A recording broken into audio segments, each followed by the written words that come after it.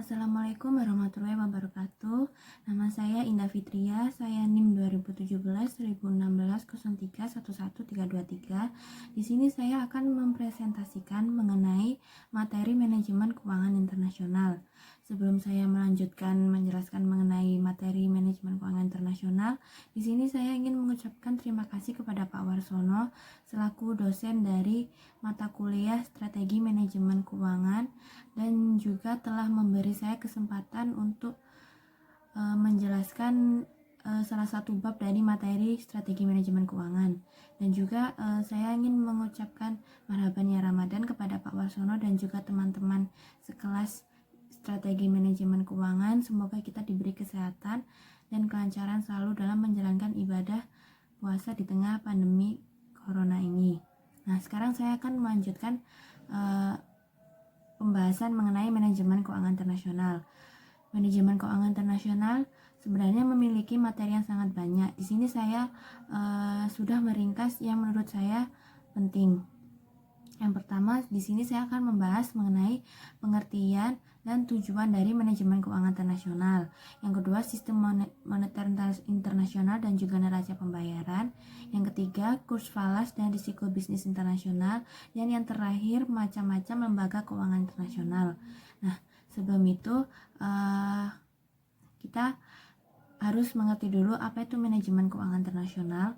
Manajemen keuangan internasional merupakan perencanaan, pengorganisasian, dan pengendalian keuangan perusahaan multinasional.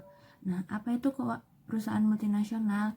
Perusahaan multinasional ialah perusahaan yang beroperasi di seluruh dunia. Mereka adalah perusahaan-perusahaan besar yang dimiliki oleh kaum kapitalis. Contohnya seperti di negara Kanada, Amerika Serikat, Jerman, Jepang, Italia, dan lain-lain.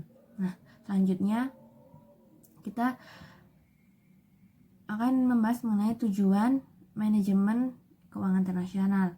Yang pertama yaitu membantu manajer keuangan dalam memprediksi kejadian-kejadian internasional dan dampak kejadian internasional terhadap keputusan keuangan perusahaan. Di sini maksudnya manajemen keuangan internasional itu membantu para manajer keuangan untuk memutuskan bagaimana pengaruh-pengaruh kejadian yang ada di internasional ini terhadap perusahaan MNC tersebut.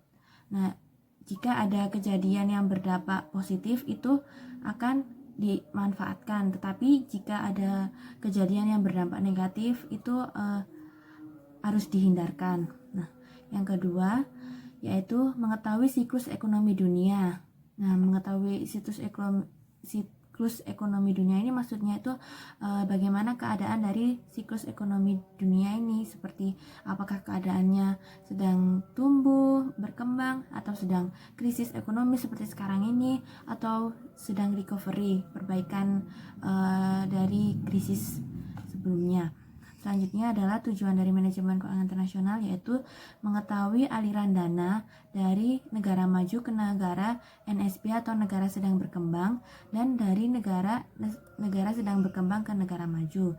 Selanjutnya yang terakhir yaitu mengetahui kelebihan MNC atau multinational group dalam pemberdayaan NSB negara sedang berkembang sehingga negara sedang berkembang tergantung kepadanya. Selanjutnya adalah metode-metode untuk go internasional. Yang pertama adalah ekspor. Apa itu ekspor? Ekspor adalah menjual barang ke luar negeri. Kelebihan dari ekspor sendiri ini memiliki risiko yang kecil. Lalu ini para eksportir tidak terlibat dalam masalah yang berkaitan dengan iklim usaha di luar negeri. Terus kekurangan dari ekspor sendiri yaitu kos atau biaya lebih mahal jika dilihat dari biaya per unit. Lalu bukan alat untuk penetrasi pasar yang baik karena promosi dari ketika melakukan ekspor ini kurang gencar. Nah, selanjutnya adalah lisensi atau licensing. Nah, lisensi atau licensing ini adalah pemberian hibah kepada beberapa hak kepada perusahaan asing yang meliputi pemberian hak untuk memproses hak paten, program, merek, hak cipta, atau keahlian. Penerima lisensi ini membeli kekayaan milik perusahaan lain dalam bentuk pengetahuan atau riset dan pengembangan. Pemberi lisensi dapat memberikan lisensi hak-hak khusus ini secara eksklusif kepada suatu perusahaan atau beberapa perusahaan. Selanjutnya adalah waralaba atau franchising. Nah, franchising ini sebenarnya hampir sama dengan pemberian lisensi. Bedanya, selain menghibahkan izin penggunaan tadi, di franchising ini juga membantu penerimaan franchise dalam operasi dan suplai bahan-bahan mentah dari produk franchising ini. Lalu, pemberi franchise memiliki kontrol terhadap kualitas produk daripada hanya memberikan lisensi, sehingga pemilik franchise yang asli ini selalu mengontrol perusahaan-perusahaan yang franchise ke dirinya atau ke perusahaannya. Lalu penerima franchise membayar sejumlah komisi dan sebagian tertentu dari penjualan atau penerimaan yang diperoleh perusahaan pemberi franchise. Selanjutnya adalah Foreign Direct Investment atau FDI. Nah, di FDI ini ada beberapa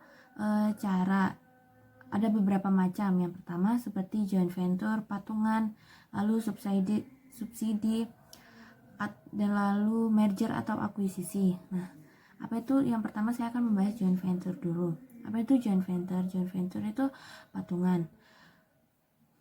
patungan atau kerjasama bisnis di mana satu atau lebih perusahaan bergabung bersama mendirikan beberapa jenis operasi atau jenis usaha. Nah, di joint venture ini bisa dilakukan antara dua perusahaan asing, atau bisa antara perusahaan asing dan perusahaan lokal, atau antara perusahaan asing dengan pemerintah. Joint venture ini bisa terdapat lebih dari dua pihak yang terlibat. Jika ada lebih dari dua pihak yang terlibat disebut dengan konsorsium. Lalu selanjutnya adalah subsidiaries atau cabang luar negeri yang memiliki penuh. Ini perusahaan memiliki kontrol penuh terhadap pemasaran, penentuan harga, keputusan produksi, mempertahankan kelebihan teknologi. 100% laba yang diperoleh itu akan menjadi hak dari perusahaan. Tetapi pada metode ini risikonya itu lebih besar. Nah, selanjutnya adalah saya akan membahas sistem moneter internasional. Nah, apa itu sistem moneter internasional? Sistem moneter internasional ialah struktur, instrumen, institusi, dan perjanjian yang menentukan kurs atau nilai berbagai mata uang dunia, termasuk juga penyelesaian aliran modal dan perdagangan internasional dan neraca pembayaran. Sistem dari moneter internasional ini dirancang oleh kaum kapitalis global untuk mempermudah mengembangkan kapitalnya melalui lembaga internasional Monetary Fund atau IMF dan Bank Dunia. Seperti itu. Lalu di sini ada macam-macam sistem moneter internasional yang biasa digunakan di dalam bisnis internasional. Yang pertama, fixed exchange rate atau kurs tetap. Nah, di kurs tetap ini pemerintah menjaga nilai mata uang pada tingkat yang ditetapkan membeli atau menjual valuta asing. Nah, kebijakan pemerintah ini itu yaitu dalam menjalankan devaluasi atau revaluasi. Yaitu yang pertama, membiayai defisit transaksi berjalan melalui pinjaman luar negeri. Yang kedua, pengetahuan anggaran belanja negara. Yang ketiga, pengendalian harga dan upah. Dan yang keempat, pengendalian harga kurs. Nah, selanjutnya adalah floating exchange rate atau free float, yaitu kurs mengambang. Adalah permintaan dan penawaran falas dipengaruhi oleh tingkat harga, suku bunga, dan pertumbuhan ekonomi. Selanjutnya yang ketiga yaitu managed float or dirty float atau mengambang terkendali. Ini adalah nilai tukar mata uang oleh pemerintah tetapi diambangkan, misalnya biasanya diturunkan nilai berdasarkan keputusan pemerintah. Misalnya seperti kurs rupiah terhadap terhadap US dollar dari 1 US dollar itu sama dengan misalnya di sini 400 rupiah, kemudian naik menjadi 1 US dollar menjadi 600 rupiah, kemudian naik dari 1 US dollar menjadi 1 US dollar sama dengan 900 rupiah, dan seterusnya sampai selanjutnya adalah target zone arrangement, yaitu sistem moneter Eropa atau joint vote, sistem mata uang gabungan untuk menanggulangi perubahan kurs, yaitu selanjutnya adalah page atau kurs terpatok, yaitu suatu negara menetapkan nilai mata uangnya berdasarkan nilai mata uang satu atau sekelompok negara. Dolar Amerika Serikat dipakai patok nilai mata uang 50 negara. French atau Prancis dipakai 14 negara Afrika. Rubel Rusia dipakai 6 negara ex-Uni Soviet. Seperti sekarang ini, dalam perdagangan internasional Indonesia mematok mata uangnya dengan dolar Amerika Serikat. Selanjutnya adalah crawling page atau kurs tertambat merangkak, yaitu suatu negara menetapkan nilai mata uangnya dikaitkan dengan nilai mata uang negara lain, tetapi diadakan perubahan tahap demi tahap. Selanjutnya adalah pitch to a basket, kurs tertambat pada sekarang mata uang. Dalam metode ini, sekitar 34 negara menambahkan mata uangnya pada keranjang mata uang negara mitra dagang mereka. Selanjutnya adalah saya akan membahas sejarah perkembangan sistem moneter internasional. Sejarah perkembangan sistem moneter internasional ini ialah perkembangan kapitalis global dalam usahanya mengembangkan kapitalnya.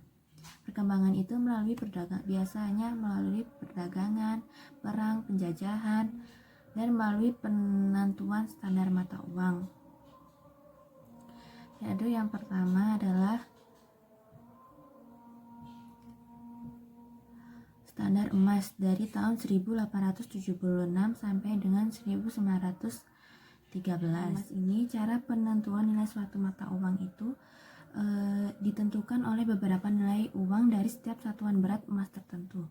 Seperti contohnya, Amerika mengumumkan bahwa 1 ons emas ini dapat dibeli dengan 20 US dollar, sementara itu Inggris mematok pada tingkat 4.247 pound sterling per ons. Dengan demikian, kurs dolar per pounds itu tadi, yaitu dari 20 dolar US dollar tadi dibagi dengan 4.247 pound sterling tadi, dan diperoleh 4.866,56 US dollar per pound sterling.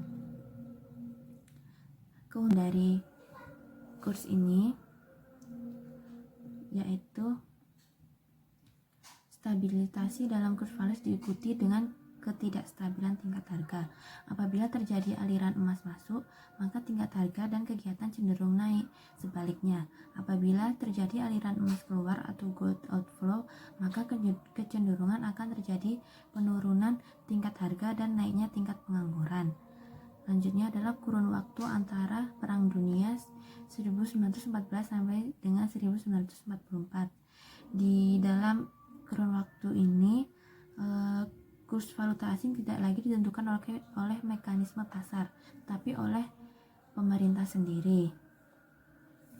Selama kurun waktu ini, banyak negara mempraktikkan sistem pengawasan devisa, dan sistem standar emas tadi itu berhenti. Selanjutnya adalah sistem Bretton Woods, yaitu pada tahun 1946 sampai dengan 1972.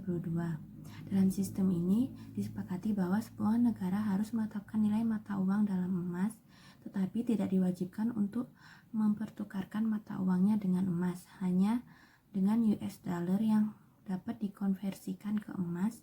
Oleh karena itu, semua negara akan menetapkan nilai tukar mata uangnya terhadap US dollar, kemudian menghitung nilai pari emas mata uangnya untuk mendapatkan kurs tetap seperti yang dikehendaki. Selanjutnya adalah sistem kurs mengambang atau floating exchange rate, yaitu pada tahun 1973 sampai dengan tahun sekarang. Di sini kurs sistem ini berlaku sejak munculnya krisis moneter di internasional yang disebabkan adanya krisis kepercayaan dolar terhadap dolar Amerika atau US dollar.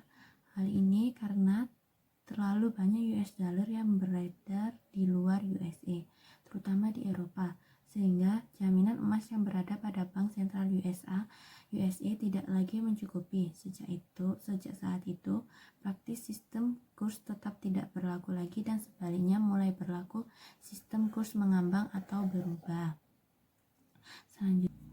Selanjutnya adalah neraca pembayaran.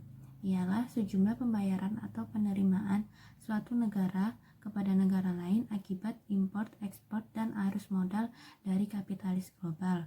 Neraca pembayaran mempunyai dua bagian utama, yaitu yang pertama, rekening transaksi berjalan atau current account yang mencatat seluruh transaksi barang dan jasa.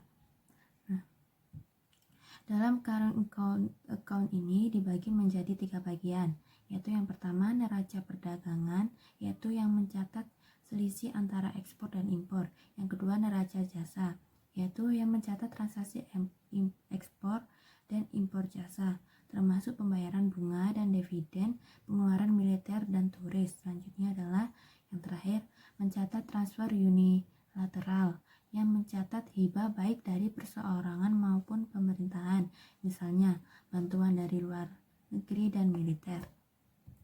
Faktor yang mempengaruhi transaksi berjalan yaitu yang pertama transaksi domestik, yaitu bila inflasi suatu negara naik relatif terhadap partner dagang utamanya, umumnya keseimbangan transaksi berjalan menurun. Oleh karena itu, konsumen dan perusahaan domestik akan cenderung mengimpor lebih banyak ketimbang mengekspor.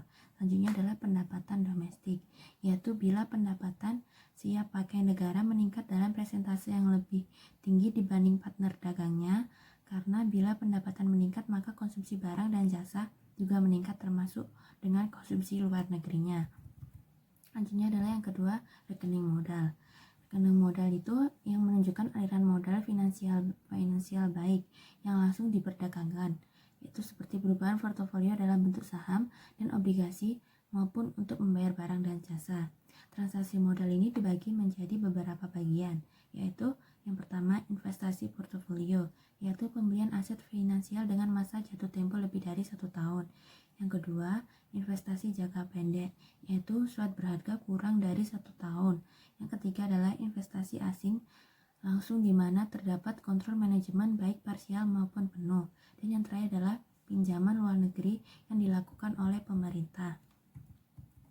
Nah, faktor yang mempengaruhi neraca modal ini yaitu yang pertama adalah suatu negara dapat mengenakan pajak penghasilan khusus terhadap investor asing yang melakukan investasi di negara tersebut. Yang kedua, liberalisasi atas kontrol terhadap aliran modal internasional secara bertahap. Dan yang terakhir, antisipasi pergerakan kurs falas oleh para investor surat berharga. Nah, selanjutnya saya akan membahas mengenai kurs falas. Nah, apa itu kurs falas? Kurs adalah nilai tukar, sedangkan falas adalah mata uang asing, sehingga kurs falas adalah nilai mata uang asing. Nah, berikut adalah beberapa macam penetapan kurs falas, yaitu yang pertama, sistem kurs tetap atau stabil adalah sistem di mana nilai tukar dibuat konstan atau dibolehkan berfluktuasi dalam batas yang sempit atau tertentu. Dan yang kedua adalah sistem kurs falas mengambang, yaitu sistem kurs falas mengambang ini dibagi menjadi dua, yaitu yang pertama clean float atau freely floating system, yaitu sistem kurs falas mengambang murni, dan dirty float atau managed float system, yaitu sistem kurs falas mengambang terkendali. Nah, sistem clean float atau freely floating system sendiri ini apabila penentuan kurs falas di bursa falas tersebut terjadi tanpa campur tangan pemerintah. Sistem moneter di mana nilai tukar dibiarkan bergerak bebas mengikuti kekuatan pasar tanpa intervensi dari pemerintah. Selanjutnya, dirty float yaitu apabila pemerintah turut campur dalam mempengaruhi permintaan dan penawaran terhadap falas di bursa falas. Sistem ini paling banyak dipergunakan berbagai negara-negara dunia, termasuk dengan negara Indonesia. Sistem moneter di mana nilai tukar dibiarkan berfluktuasi tanpa batas-batas yang eksplisit, di mana nilai tukar dibiarkan di mana bank sentral bisa melakukan intervensi untuk mempengaruhi pergerakan nilai tukar. Selanjutnya adalah sistem kurs terpatok atau page exchange rate system, yaitu sistem nilai tukar yang dilakukan dengan mengaitkan nilai mata uang suatu negara dengan nilai mata uang negara lain atau sejumlah mata uang tertentu. Sistem ini antara lain dilakukan oleh beberapa negara Afrika yang mengaitkan nilai mata uangnya dengan mata uang Perancis, dan beberapa negara lain yang mengaitkan nilai mata uangnya dengan US dollar. Di samping itu, beberapa negara Eropa yang tergabung dalam EEC sejak April 1972 menjalankan juga peak system ini yang dikenal dengan snack system yang kemudian diubah menjadi Europe Monetary System atau IMS. Nah, beberapa faktor mempengaruhi kurs falas, yaitu yang pertama adanya perbedaan supply dan demand foreign currency. Nah, sumber-sumber supply ini berasal dari ekspor barang yang menghasilkan falas atau forex. Yang kedua adalah impor modal atau kapital impor, dan transfer falas lainnya dari luar ke dalam negeri.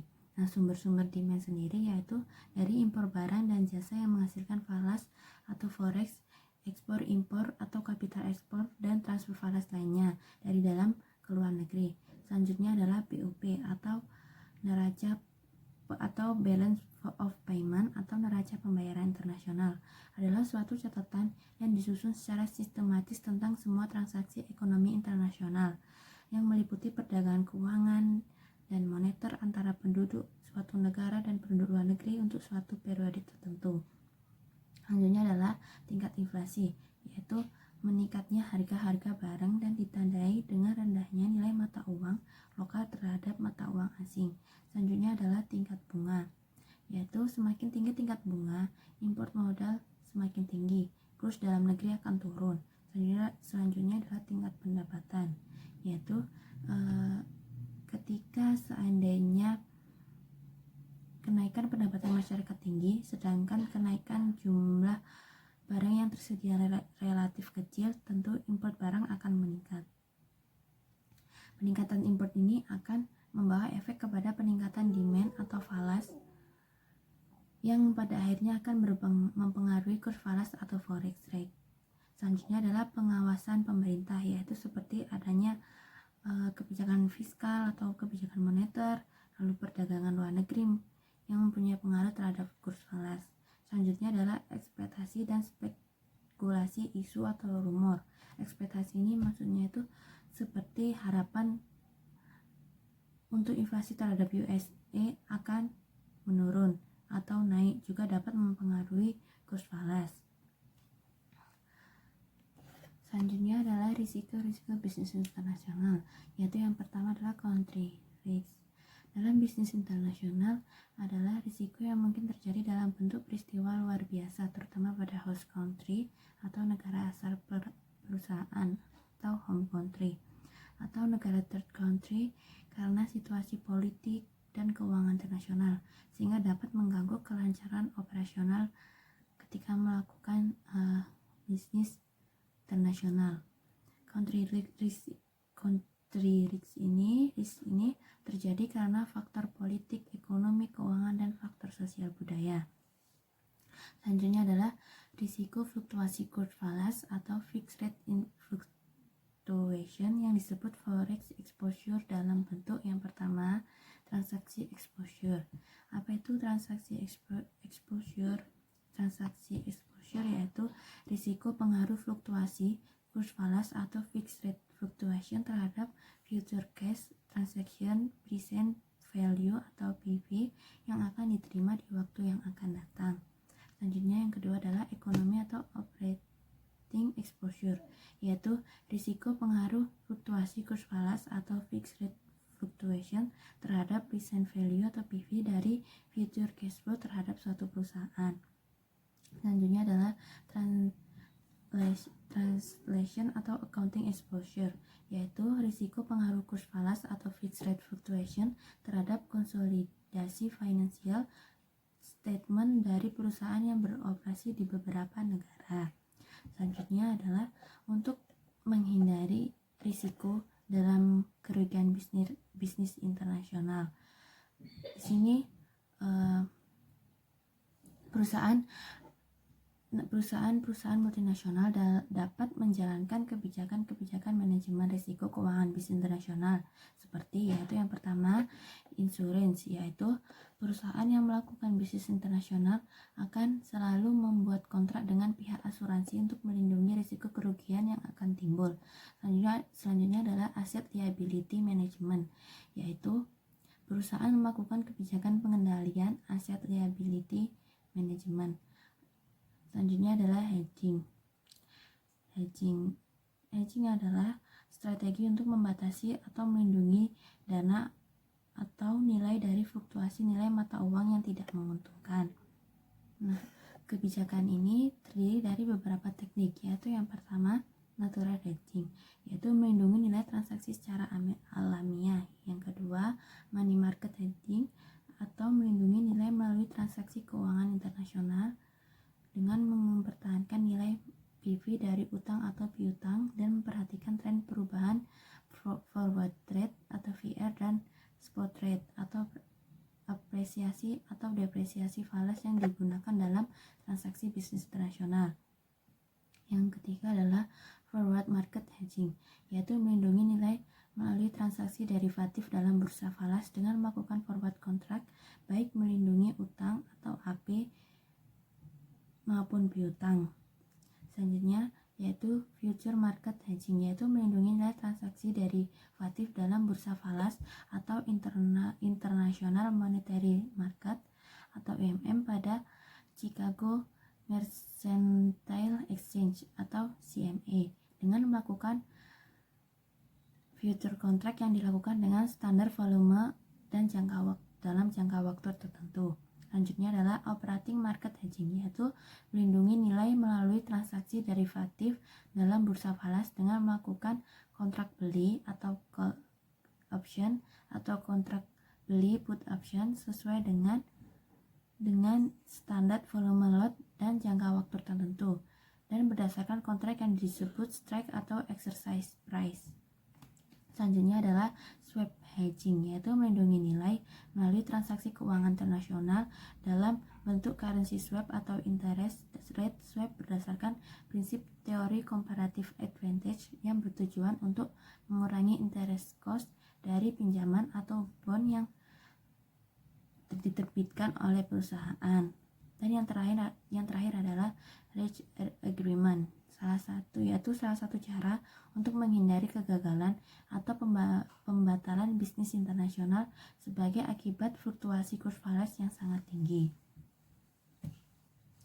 Nah, selanjutnya adalah saya akan membahas mengenai lembaga keuangan internasional, yaitu yang pertama adalah IMF atau International Monetary Fund.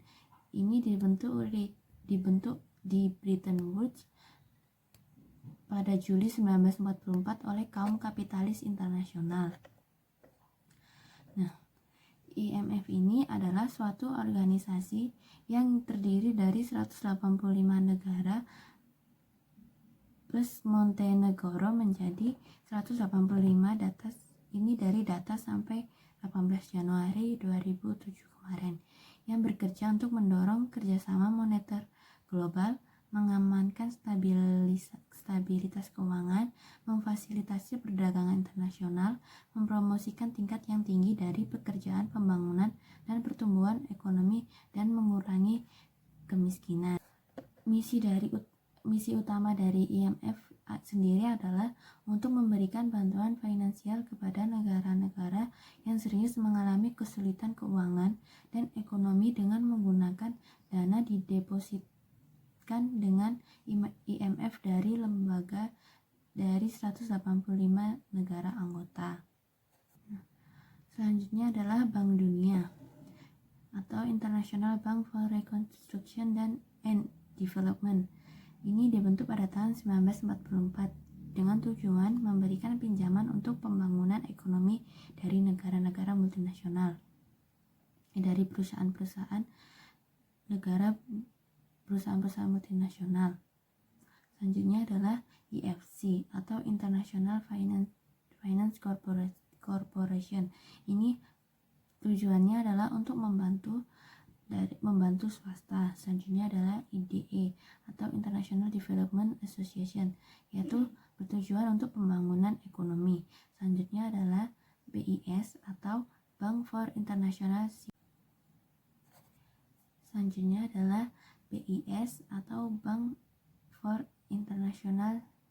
Settlement.